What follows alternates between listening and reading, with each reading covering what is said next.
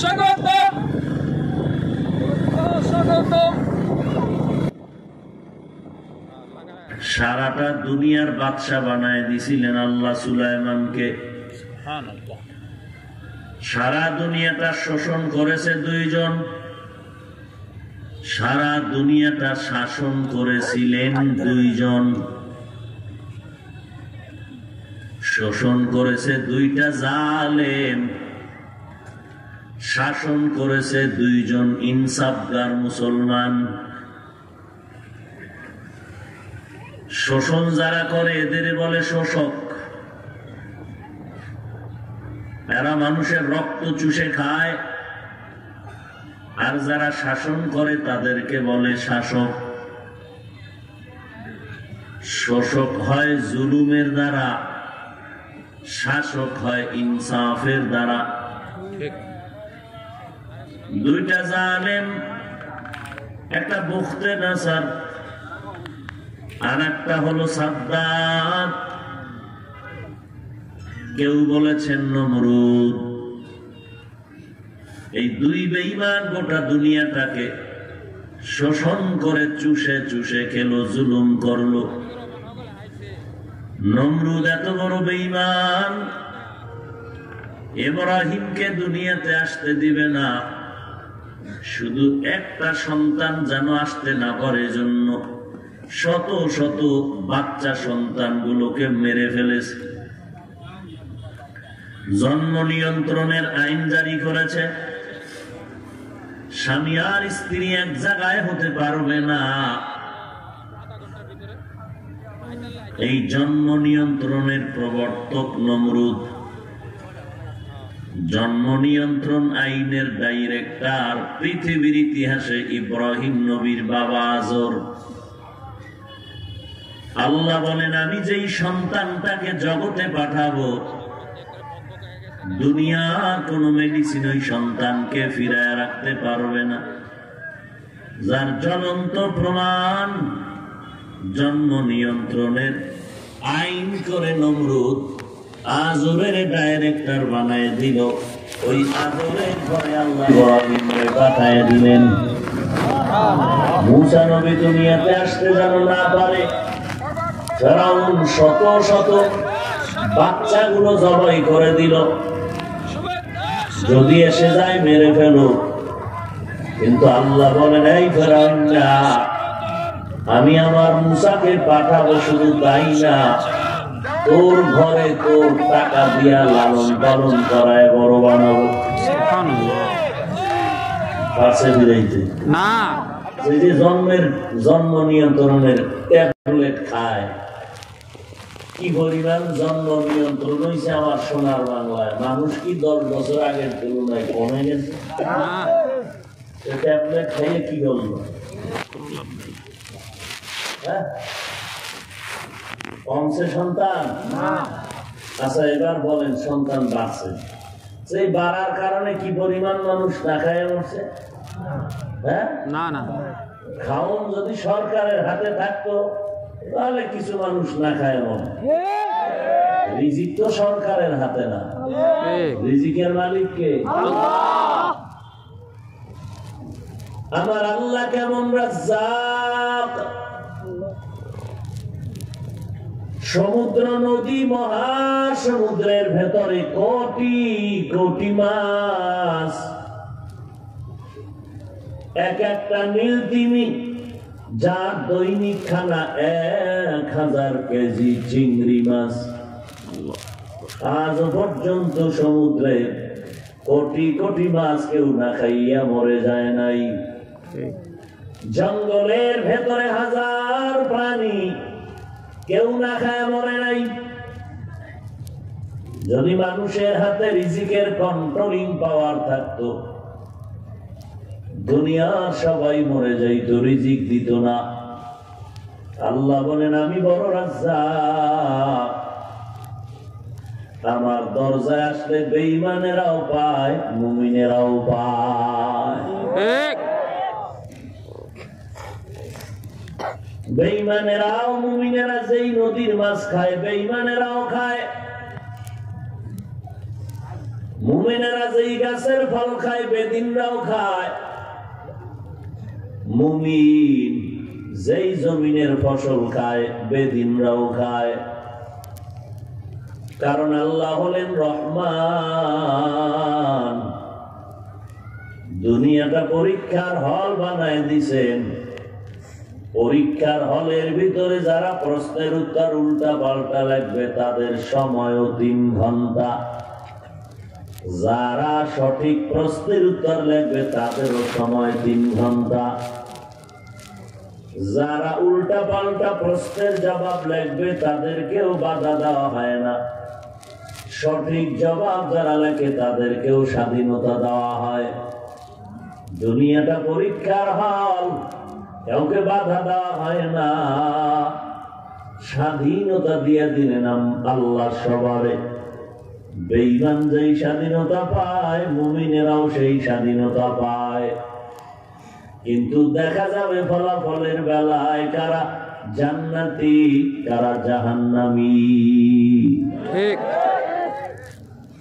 সারা দুনিয়াটা শাসন করেছেন 2 জন। একজন হলেন বাদশাহ যুলকারনাইন, আর একজন হলেন পয়গম্বর সুলাইমান। যেই সুলাইমান বাতাসের অস্ত্র বানাইয়া সিংহাসন নিয়ে উপর দিয়া চলে, সুবহানাল্লাহ, কোন তেল পেট্রোল কিচ্ছু লাগে না, বাতাস হলো তার চালিকা শক্তি।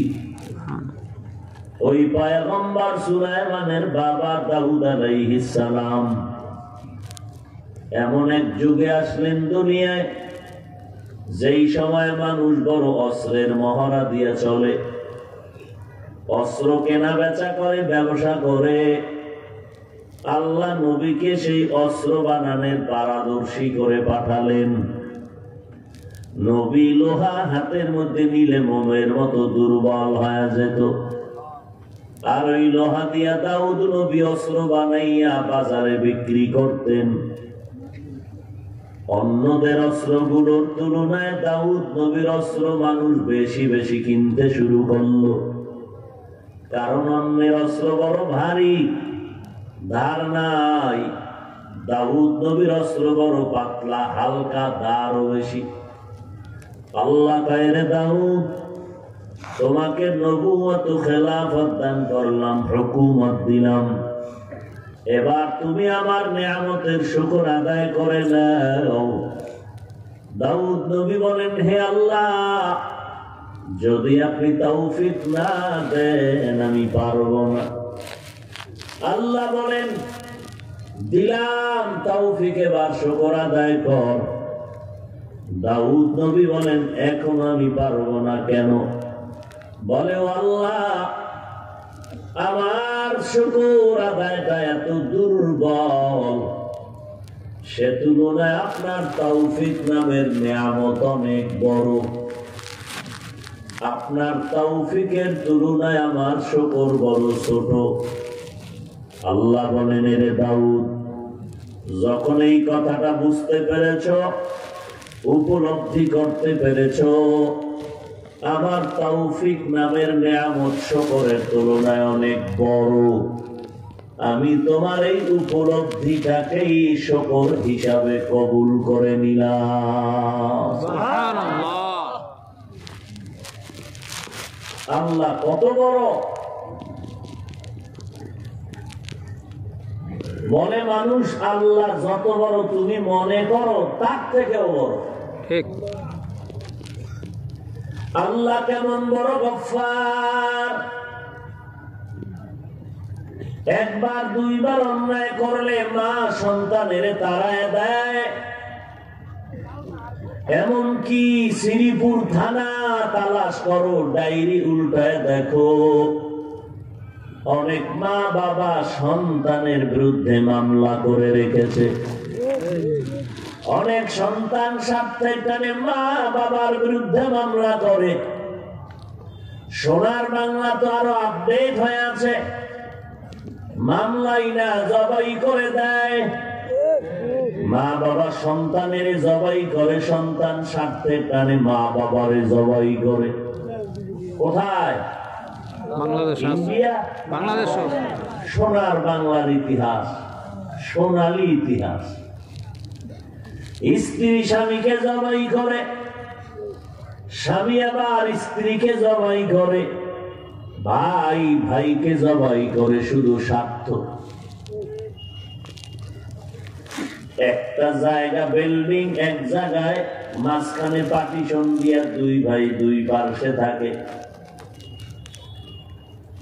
এখন দুই ভাইয়ের মধ্যে ঝগড়া লাগছে। এক ভাই কয় আমি টাকা বেশি দিয়া খরচ করছি এই বিল্ডিং এ, আর এক ভাই বলে আমি বেশি দিছি।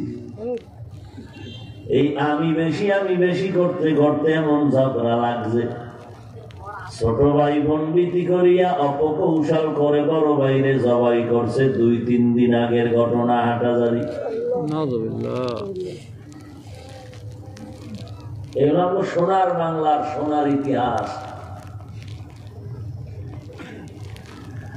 আল্লাহ বলেন আমি যদি তোদের স্বার্থর এক বিন্দু স্বার্থপর হইতাম, তাহলে আমি আল্লাহ তোদের ঘুমের ঘরে গলায় পাড়া দিয়া মেরে ফেলতাম। কারণ আমি আল্লাহ দা পানি, বাতাস, গাছ, মাছ, সব জমিনের ফসল সব আরামে খাও, একবারও তো আলহামদুলিল্লাহ বলুই না, বরং খাইয়া খাইয়া শক্তি দিয়া আমি মাওলার বিরুদ্ধে আন্দোলন করো। আমার কোরআনের বিরোধিতা করো, আমার নবীর বিরোধিতা করো, আমার ওলামাদের বিরোধিতা করো। আমি আল্লাহ যদি স্বার্থপর হইতাম, ঘুমেতে উঠে দেখি তোর চেহারাটা কুত্তার মতো হয়ে গেছে। কারণ আমি আল্লাহ অন্য নবীদের উম্মতের গুনার কারণে চেহারাটা পাল্টায় দিতাম। তোদেরটা আমি শুয়ারের মতো বানাইতে পারতাম, কুত্তার মতো বানাইতে পারতাম। কেন করি না? তোরা আমার মায়ার নবীর উম্মত।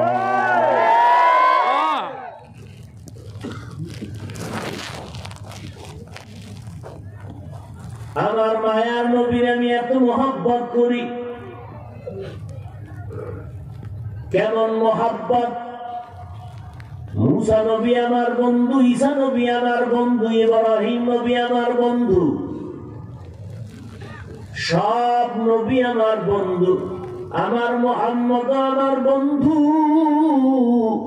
তবে ব্যবধান হলো সব নবীরা আমি আল্লাহ পাকের আশিক, আর আমি আল্লাহ নিজে হলাম আমার মুহাম্মদের আশিক।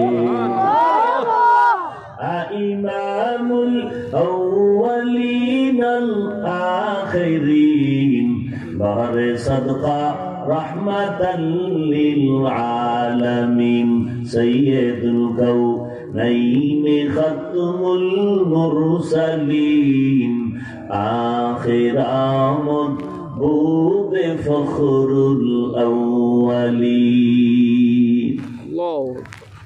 সেই নবীরে চিনলি না নবীর উম্মতেরা, অথচ আমার নবীকে চিনে ফেলছে আমেরিকার 2 বৈজ্ঞানিক। খ্রিস্টানের ঘরে জন্ম নিয়া কালেমা পড়ে ফেলল। হাজারো বেদিনরা আমার নবীর আদর্শ চিনতে গিয়া কালেমা পড়ে মুসলমান হয়ে গেল। অথচ আজ কলিজা দুঃখে ফেটে যায়, মুসলমানের ঘরে জন্ম নিয়া আমার নবীরে চিনলি না। রাস্তা দিয়া হাঁটলে কারে সালাম দিব? কারণ হিন্দু ছেলেটা মাথার চুলগুলো ইন্দুর আর বান্দরের মতো কেটে, মুসলমানের সন্তানেরা এইভাবে চুল আঁকা বাঁকা করে। হিন্দু ছেলেটা প্যান্ট শার্টটাই লাগাইয়া, মুসলমানের যুবক ছেলেটা প্যান্ট শার্টটাই লাগানো, বিড়ি মুখে নিয়ে দোনোটা সোনা বন্ধের গান গায়ে গায়ে রাস্তা দিয়া হাঁটে। কারে সালাম দিব? কে হিন্দু কে মুসলমান? ল্যাংটা না করলে পরিচয় পাওয়া যায় না। কি একটু সম্মানে লাগছে না? ঠিক পজিশন নিচে গেছি গা। আকাম করতে পারো, দোষ নাই, কইতে গেলে দোষ। গর্বসূরত আদমি ইনসাবুদে আহমদবু জাহলো হামেক সাবুদে আদমিরা আদমিয়ত লাজমাস আউদে রাগার বুনা বশদহি জামাস। পোশাকের কোনো দাম নাই। র্যাবের চাকরি নিতে গিয়ে একটা যুবক ছেলে পরীক্ষা দিল, লিখিত ভাইবা দিল, পরীক্ষা অ্যাকসেপ্ট করে ফেললো তাকে। এবার বলে তুমি অমুক তারিখ আমাদের চাকরিতে জয়েন করো। যুবক ডাক দিয়ে কয় স্যার র্যাবের চাকরিতে আমি ফিট বলে। কয় হ্যাঁ তুমি ফিট। বলে ঠিক আছে আলহামদুলিল্লাহ, আমি 2 দিন পরে জয়েন করব, তবে আমার কোনো দাবি নাই, একটা দাবি। র্যাবের চাকরি করতে গিয়ে যদি আমাকে বলেন সারা রাত ঘুমানো যাবে না, রেডি, বাথরুম পরিষ্কার করা লাগবে, তাও আমি করব, গাধার মতো যদি কাজ করতে হয় করব, তবে একটা অনুরোধ হলো আমি কালা পোশাকের বড় ভয় পাই, এই পোশাকটা পরুন না। আল্লাহ যাদের আকল দিছে বলো তার চাকরি বহাল থাকবে না। হ্যাঁ না, এরে দুনিয়ার মানুষ যদি বলে ঠিক আছে আমি অন্য কালারের পোশাক পরব, হবে না? হবে না। কে আর্মি, কে পুলিশ, কে র্যাব, কে বিডিআ, এটা কি চেহারায় লেখা আছে? কিসে পরিচয়? দুনিয়াতে খ্রিস্টান এক রাস্তায় চলবে, ইহুদিও চলবে, হিন্দুও চলবে, বৌদ্ধ চলবে, মুসলমানও চলবে, তবে মুসলমানের 1 মাইল দূর থেকে দেখলেই প্রমাণ হবে, মদিনাওয়ালা নবীর সুন্নাত প্রমাণ করবে এটা মুসলমান। মুসলমানি গোয়াদ গরদান নেহাদান ইনানি খুদ বদসতে খাজা দাদা। আল্লাহ, এরে আল্লাহর বান্দারা, কি ভেবেছো ওলামায়ে কেরামরা মিথ্যা কথা বলে কি এইটা ভাবছো নাকি বাবা? আল্লাহর কোরআন মিথ্যা মনে করছো নাকি? লক্ষ লক্ষ নবীরা মিথ্যা বলেন নাই, লক্ষ লক্ষ সাহাবায়ে কেরাম মিথ্যা কথা বলেন নাই, কোটি কোটি সহস্র কোটি ওলামায়ে কেরাম মিথ্যা বলেন নাই। এরপরেও তো চ্যালেঞ্জ তো আল্লাহই দিয়েছেন।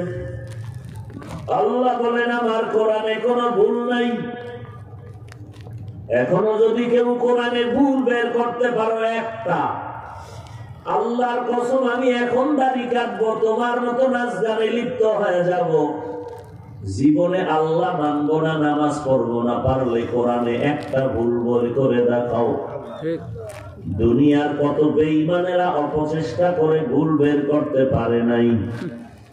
আল্লাহর কোরআন তোমার বিবেক যদি বলে সত্য, তাহলে তুমি বালিশে মাথা লাগায় 1 মিনিট নিজের বিবেকটাকে প্রশ্ন করিও, কোরআন যদি সত্যই হয়, ওই কোরআনে জান্নাতের বয়ান আছে, জাহান্নামেরও বয়ান আছে, তাও সত্য।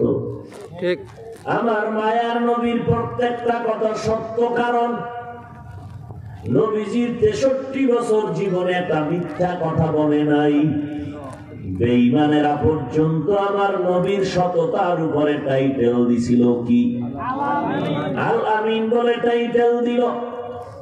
যে নবীর জীবনে কারো উপরে জুলুম করা হয় না, যেই নবীর শরীরের মধ্যে একটা মশা পড়তো না, বেয়াদবি হবে, যে নবীর চেহারা মোবারকে তাকাইলে 7 দিনের ক্ষুধা নিবারণ হয়ে যাইত, যেই নবী রাস্তা দিয়া হাঁটতেন দীর্ঘদিন ওই জায়গা থেকে মিশকের ঘ্রাণ পাওয়া যাইত। এমন একজন নবী পাইছো রে মুসলমান, যেই নবীর মতো নবী নাই। আমার নবী নবী কত অসহায়, মা নাই বাবা নাই, সেই নবীর শরীরের মধ্যে বেঈমানেরা পাথর পর্যন্ত মারলো। নবীজির শরীরে পাথর পরে রক্ত করে জুতা আটকায় গেল। খন্দকের যুদ্ধে নবী গর্ত খনন করে পাথরের জমিন। সাহাবায়ে কেরামও প্রচন্ড, আরবের রৌদ্র তাপ বেশি, এরাও কাজ করে, আবার নবীও কাজ করে। মায়ার নবী কাজ করতেছেন, কিছুক্ষণ পর কয়েকজন সাহাবা নবীর কাছে আসিয়া কয়, নবী আমরা পারবো না, ক্ষুধার যন্ত্রণা সহ্য করতে পারি না। মায়ার নবীকে জামা উঠাইয়া দেখায়, ক্ষুধার কারণে পেটের মধ্যে একটা একটা পাথর বেঁধে ফেলেছি। মায়ার নবী তাকাইয়া দেখে, ও সাহাবায়ে কেরাম, আপনারা কি ভাবছেন আমি খাইয়া বড় আরামে আছি? মায়ার নবী 2 ফোঁটা চোখের পানি ছেড়ে কান্না শুরু করলেন আর বলেন, ও সাহাবায়ে কেরাম, আপনারা পেটে পাথর বেঁধেছেন একটা, আর আমি মুহাম্মদের দিকে একটু নজর দিয়ে দেখি। মায়ার নবী জামাটা উঠাইয়া সাহাবাদেরকে দেখায়। সাহাবারা তাকাইয়া দেখে আর কাঁদে, আর বলে, নবী আমাদের মাফ করে দেন, আমরা ক্ষুধার কারণে পাথর বেঁধেছি একটা, আর আমার মায়ার নবী ক্ষুধার তৃষ্ণায় পেটে পাথর বেঁধেছে 2টা। জাবের রাদিয়াল্লাহু তাআলা আনহু নবীর সাহাবী, এই অবস্থা দেখিয়া পার্শ্বে বাড়ি জোরে দৌড় দিয়া গেলেন। গিয়া কয়, বিবি ঘরে কোনো খানা আছে নাকি? বলে, একটা বকরির বাচ্চা আছে, আর 2-3 জন খেতে পারবে মতো রুটি বানানোর আটা আছে। এবার বলে, বিবি তাহলে তুমি রেডি করো, আমি মায়ার নবীর দাওয়াত দেই আমগো ঘরে খানার জন্য। জাবের রাদিয়াল্লাহু আনহু নবীর দরবারে চলে গেলেন। মায়ার নবীর কানে মুখ লাগাইয়া কয়, পয়গম্বর, আমার ঘরে আপনার দাওয়াত, 2-3 জনের মাত্র কয়েকজন খাওয়ার রুটি আছে, আটা আছে, আর একটা বকরির বাচ্চা, 2-3 জন মেহমানদারি করানো যাবে। জাবেরের দাওয়াত শুনিয়া নবী ডাক দিয়া কয়, সাহাবারা কই? শত শত সাহাবা। মায়ার নবী কয়, ও সাহাবায়ে কেরাম, আপনারা সবাই রেডি হন, আমরা সবাই জাবেরের ঘরে যাব। জাবের আমাদের দাওয়াত দিয়েছে, খানার দাওয়াত। জাবের জিহ্বায় কামড় দিয়ে আর সহ্য হয়ে গেল। আরে নবীরে বললাম আমার ঘরে একটা বাচ্চার কিছু নাই। এইবার জাবের আবার দৌড়াইয়া গেল ঘরে। বিবিরে গিয়া কয়, বিবি দাওয়াত তো দিলাম নবীরে গোপনে, কিন্তু নবী সবাইরে দাওয়াত দিছে, আমাদের ঘরে খানা আছে মাত্র 2-3 জনার। নবীর কানে কানে বললাম, নবী সব সাহাবাদের দাওয়াত দিলেন, বিবি এখন কি করার? বিবি স্বামীরে রাগ করে নাই, বরং সান্ত্বনা দিয়া কয়, স্বামী আমার রহমাতুল লিল আলামিন মায়ার নবী তো অবুঝ না। মায়ার নবী যেহেতু বলছে, একটু তুমি চুপ করো, আল্লাহর উপরে ভরসা করো। মায়ার নবী তো না বুঝে কিছু বলেন নাই, তুমি পাক করো। জাবের রাদিয়াল্লাহু তাআলা আবার দৌড়ায় আসলেন, নবীর কাছে আসলেন। নবী তাকায় দেখে জাবেরের পেরেশানি অবস্থা। নবী ডেকে বলেন, জাবের, কোন পেরেশান হইও না, রুটি বানাইয়া একটা পাত্রে ঢেকে রাখতে বলো, আর গোশতগুলো একটা পাত্রে ঢাকিয়া রাখবা, ঢাকনা উল্টাইতে নিষেধ করবা। আমি নবী নিজে এসে ঢাকনা উঠাইয়া খানা বন্টন করব। শত শত সাহাবা নিয়া মায়ার নবী জাবের রাদিয়াল্লাহু আনহুর ঘরে হাজির হয়ে গেলেন। মায়ার নবী কয়, জাবের, রুটির পাত্র আর গোশতের পাত্রটা আমার হাতে দাও। মায়ার নবীর কাছে দেওয়ার পর মায়ার নবী পাত্র থেকে খানা বন্টন শুরু করলেন। এমন ভাবে রুটি আর গোশত দিতেছেন। শত শত সাহাবায়ে কেরাম পেট ভরে খাইলেন, মন মতো রুটি আর গোশত খাইলেন। এরপরে নবী বলে, যাবের গোশতের পাত্র আর রুটির পেয়ালা ঘরের মধ্যে নিয়ে যাও। ঘরে গিয়ে দেখে যাবের শত শত সাহাবায়ে কেরাম খাওয়ার পরে আগের সেই রুটি আর গোশত এখনো পাত্রে পড়ে আছে। এই হলো আমার মায়ার নবীর বরকত। আরে নবীর উম্মতের দল, ওই নবীর চিনলি না রে যুবক? যদি আমার মায়ার নবীর একবার চিনতে পারতি, বেঈমানের পা চাটা গোলাম হইয়া চুল নবীর তরিকার বাইরে কাটতে পারতা না, নবীর তরিকার বাহিরে পোশাক পরতে পারতা না, নবীর তরিকার বাহিরে তুমি চলতেই পারতা না। এরে বাবা, আমি বলি না তোমরা আমাদের মতো হুজুর হইয়া যাও, একবারও বলি না। তুমি স্কুলে পড়ো আলহামদুলিল্লাহ, কলেজে পড়ো আলহামদুলিল্লাহ, ডাক্তারি পড়ো আলহামদুলিল্লাহ, ইঞ্জিনিয়ারিং পড়ো আলহামদুলিল্লাহ, ওখানে থাকো। তোমার মাদ্রাসায় আসার কোনো দরকার নাই। আমাদের মাদ্রাসার ছাত্র অভাব নাই। সবাই যদি আলেম হয় জায়গা হবে না। তুমি কলেজ থেকে আসার দরকার নাই, বরং তোমাকে আমি স্যালিউট জানাই, কলিজা দিয়া দোয়া করি, তুমি ওখানে পড়িয়া ডাক্তার হও, আমার মুসলমানের গৌরব। তুমি ওখানে পড়ে তুমি ইঞ্জিনিয়ার হও, আমাদের মুসলমানের জন্য গৌরব। কারণ সারা দুনিয়ার বেঈমানেরা মুসলমানকে ধ্বংস করার জন্য এক হয়ে যাইতেছে। হঠাৎ করে যদি বেঈমানেরা ডাক দেয়, মুসলমানের বয়কট করে দাও, কোন ডাক্তার কোন সার্ভিস দেওয়া হবে না, আমাদের বানানো ঔষধ মুসলমানের দিব না, তখন তোমরা ডাক্তারেরা দাঁড়াইয়া বেঈমানের মোকাবেলায় চ্যালেঞ্জ দিয়ে বলবা, এ বেঈমানের বাচ্চারা, তোদের ডাক্তার আমাদের লাগবে না, ঔষধ আমাদের লাগবে না, আলহামদুলিল্লাহ আমাদের মুসলমানের জন্য আমরা মুসলমান ডাক্তারেরাই যথেষ্ট। মুসলমান তুমি কলেজে পড়ো, তোমার মতো একটা সন্তান ডিসি হইয়া চেয়ারে বসবা, আমাদের বড় গৌরব। মুসলমানের সন্তান এসপি হইয়া চেয়ারে বসো, আমাদের গৌরব। মুসলমানের সন্তান এমপি হও, মন্ত্রী হও, আমাদের জন্য গৌরব। তুমি মুসলমানিত্ব চেতনা নিয়া যদি ডিসিএসপিআইজি হতে পারো, আমাদের চিল্লাইয়া বয়ান করা লাগবে না। অল্প টাইমে সমাজের ভিতরে নবীর আদর্শ কায়েম হয়ে যাবে, ঠিক কিনা? তবে তোমার কাছে আমার একটা দাবি, স্কুল কলেজে পড়ো, চাকরি করো, ব্যবসা করো, শুধুমাত্র একটা দাবি, নবীর তরিকার মালাটা গলায় লাগাও। ওখানে থাকিয়াই তুমি 5 বেলার নামাজ পড়ো, ওলামায়ে কেরামদের মহব্বত করো, মা বাবার কথা শুনে দোয়া নিয়ে চলো। তুমি হয়তো বলবা, এটা কেমন করে সম্ভব? আমাকে দেখে তোমার সম্ভব হবে না। তোমার ডানে বামে তাকায়া দেখো, বিবেক নামের আদালতকে প্রশ্ন করো। তোমার আমার মতো যুবক স্কুল কলেজে লেখাপড়া করে, এক বেলার নামাজও বাদ দেয় না।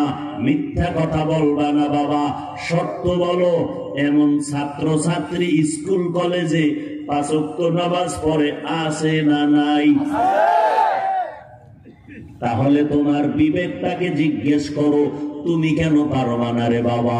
তোমার আমার মতো যুবক ছেলে দেখো ড্রাইভারি করে, গাড়ি চালায়, সময় মতো নামাজ পড়ে বাদ দেয় না।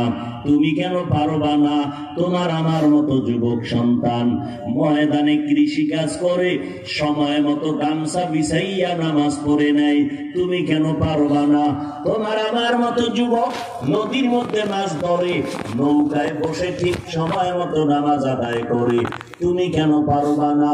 তোমার আমার মতো যুবক র্যাব, আর্মি, পুলিশ, বিডিআরের চাকরি করে, ডাক্তার, প্রফেসর, ইঞ্জিনিয়ার, সাংবাদিক, সাহিত্যিক, উকিল, ব্যারিস্টার, তাকাইয়া দেখো, এমপি, মন্ত্রী, চেয়ারম্যান, মেম্বার, পাঁচ ওয়াক্ত নামাজি, হালাল খায়, হারাম খায় না, সুদের কাছে যায় না, সংখ্যায় যদিও কম, এরকম আল্লাহর বান্দা প্রত্যেকটা সেক্টরে আছে না নাই?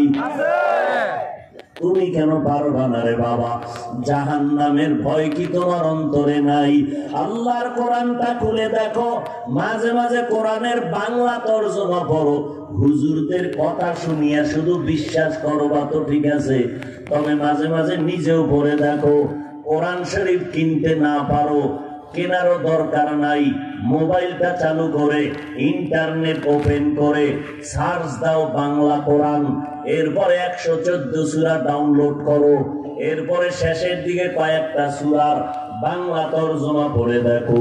আল কারিআতু মাল কারিআ ওয়া মা আদরাকা মাল কারিআ ওয়াইলুল লিকুল্লি হুমাযাতিল লুমাযা আল্লাযী জামা'a মালান ওয়া আদ্দাদা يحسب أن ماله أخلده أرأيت الذي يكذب بالدين فذلك الذي يدع اليتيم ألهاكم التكاثر حتى زرتم المقابر كلا سوف تعلمون ثم كلا سوف تعلمون إذا زلزلت الأرض زلزالها وأخرجت الأرض أثقالها وقال الإنسان ما لها تبت يدا أبي لهب وتب ما أغنى عنه ماله وما كسب।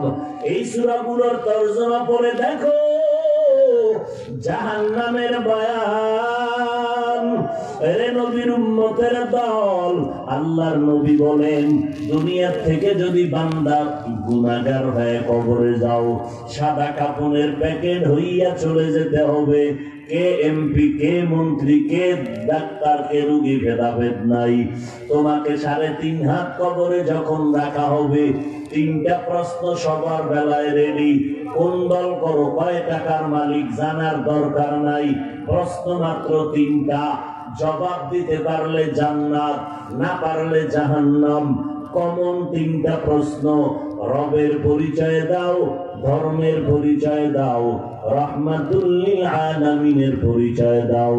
দুনিয়াতে যারা রবের গোলামি করে যাবে, কবরে গিয়া জবাব দিবে রব্বি আল্লাহ, আমার রবকে আল্লাহ। দুনিয়াতে যারা ইসলাম অনুযায়ী চলবে, তারা কবরে গিয়া জবাব দিবে দীনিয়াল ইসলাম, আমার ধর্মের নাম ইসলাম। দুনিয়াতে যারা নবীর সুন্নাত অনুযায়ী চলবে, আঙ্গুলের নখগুলো কেমনে কাটবেন, সেখানেও নবীর সুন্নাত। চুলগুলো কেমনে কাটবা, সেখানেও নবীর সুন্নাত। জুতা 2টা কেমনে পায়ে দিবা, সেখানেও নবীর সুন্নাত। গায়ের জামাটা কেমনে খুলবা পরবা, সেখানেও নবীর সুন্নাত। পানির গ্লাসটা কেমনে ধরে পানি পান করবা, সেখানেও পয়গম্বরের সুন্নাত। বাথরুমে কেমনে যাইবা বের হইবা, সেখানেও নবীর সুন্নাত।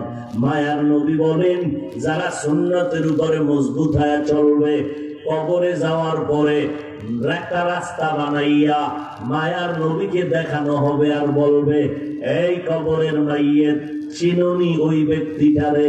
যারা সুন্নাতের পাগল, তারা দেখা মাত্র চিনে ফেলবে, বলবে, ইনি তো আমার মায়ার নবী।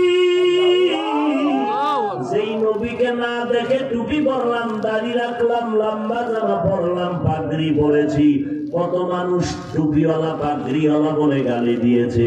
কত মানুষ আজকে নামাজ পড়ার কারণে বাঁকা নজরে দেখেছে, এরপরও টুপি ভালাই নাই, দাড়ি ভালাই নাই। এর আমি যদি আজকে তোমার মতো প্যান্ট শার্টটাই লাগাইয়া রাস্তায় ঘুরতাম আর মাস্তানি করতাম, কেউ আমারে বাধা দিত না। কিন্তু টুপি ছাড়ি না, দাড়ি ছাড়ি না কেন? টুপি মাথায় দিলে মাথা গরম হয়। তোমার থেকে মোটেও কম বুঝি না রে বাবা। দাড়িটা লম্বা করলে যৌবনের ভাব চলে যায়, মোটেও কম বুঝি না। লম্বা জামা পরলে শরীরটা গরম লাগে, তোমার থেকে কম বুঝি না। এরপরেও কেন পর্দা করি, হালাল খাই? একমাত্র কারণ গুনাহ নিয়ে কবরে যেতে চাই না। কারণ আমার মায়ার নবী বলেন, ওই কবরে যদি প্রশ্নের জবাব দিতে না পারো, আল্লাহ সাথে সাথে বলবেন, এরে কবরের ফেরেশতা, এই নাফরমানের আর সুযোগ দিস না, জাহান্নামের বিছানা কবরে বিছায়া দাও। কারণ দুনিয়াতে কম সুযোগ দেই নাই। আমার দেয়া পানি, বাতাস, সূর্যের আলো, চাঁদের আলো, নদীর মাছ, জমিনের ফসল, গাছের ফল সব খাইয়া শকর আদায় করে নাই। ওলামায়ে কেরাম পায়ে ধরিয়া নামাজের দাওয়াত দিত, নামাজ পড়ে নাই। তাড়াতাড়ি জাহান্নামের সাথে রাস্তা বানাও, জাহান্নামের আগুন কবরে ভরে যাবে। একটা নয়, দুইটা নয়, 70 থেকে 99টা সাপ কবর আসবে। আল্লাহ পাক রাগান্বিত হইয়া কুদরতের আওয়াজ দিয়া বলবেন, এরে কবরের মাটি, এই নাফরমানকে দুই পার্শ্ব থেকে জোরে জোরে চাপ দাও। এমন জোরে চাপ দিবে পাঁজরের হাড্ডিগুলো চুরমার হয়ে যাবে। এরে বাবা, একটা মশার কামড় সইতে পারো না, একটা বেতের বাড়ি সহ্য করতে পারো না। গুনাহ নিয়ে কবরে গেলে কবরের মাটির চাপ কেমনে সহ্য করবে রে যুবক? পায়ে হাত রেখে বলি, তওবা করে নাও। গলায় ছুরি আসবে, মরে যাব, আর নামাজ ছাড়বো না, আর দাড়ি কাটবো না, আর মা বাবার সাথে বেয়াদবি করবো না, মা বাবার দোয়া নিয়ে চলবো। এর যুবক, ওই মা বাবার দোয়া ছাড়া আগাইতে পারবা না। আজকে তুমি বড় দামি সম্মানের জায়গায় বসছো, মা বাবার চোখের পানির ফসল। মা বাবার চোখের পানি আর দোয়া ছাড়া পরীক্ষায় ভালো নাম্বার পাও নাই। মা বাবার চোখের পানি আর দোয়া ছাড়া টাকা পয়সা, বাড়ি গাড়ির মালিক হতে পারো নাই। অথচ ওই মা বাবারে যারা কষ্ট দিয়েছো, ওই মা বাবা আজকে যার দুনিয়াতে নাই, ওই সন্তানের দোয়ার অপেক্ষায় আছে রে সন্তান। ওই মা বাবার জন্য নামাজ পড়ে দোয়া করো। আর যার মা বাবা বেঁচে আছে, দৌড়াইয়া মায়ের দোয়া নিয়ে তাড়াতাড়ি তওবা করো। গলায় ছুরি আসলে মরিয়া যাব, আর নামাজ ছাড়বো না, বেপরদায় চলবো না, দাড়ি কেটে নবীকে আর কাঁদাবো না, আর কোনদিন ওলামায়ে কেরামের বিরুদ্ধাচরণ করবো না। সঠিক রাস্তায় চলবো, নবীর সুন্নাত অনুযায়ী চলবো, নবীর তরিকা মেনে চলবো। দেশের বিরুদ্ধে ষড়যন্ত্রে লিপ্ত হব না, জাতির বিরুদ্ধে ষড়যন্ত্রে লিপ্ত হব না। তওবা করার যদি নিয়ত হয়, মুনাফিকি যদি না থাকে, অন্তরে যদি দুর্বলতা না থাকে, খাঁটি তওবা করার যদি কারো অন্তরে নিয়ত হয়, খাঁটি তওবার নিয়তে দুটো হাত আমার আল্লাহকে দেখায়া দাও। আল্লাহ হাতগুলো কবুল করে নেন, তওবা কবুল করে নেন। তওবার উপরে মজবুত হইয়া চলার মতো তৌফিক দান করেন। গুনাহের প্রতি ঘৃণা জমায়া দেন। মা বাবার দোয়া নিয়ে চলার তৌফিক দান করেন। ওলামায়ে কেরামের পরামর্শ নিয়ে চলার তৌফিক দান করেন। আয় আল্লাহ, বেশি বেশি নেক আমলের তৌফিক দান করেন। আমিন। আল্লাহ আমাদের সবাইকে কবুল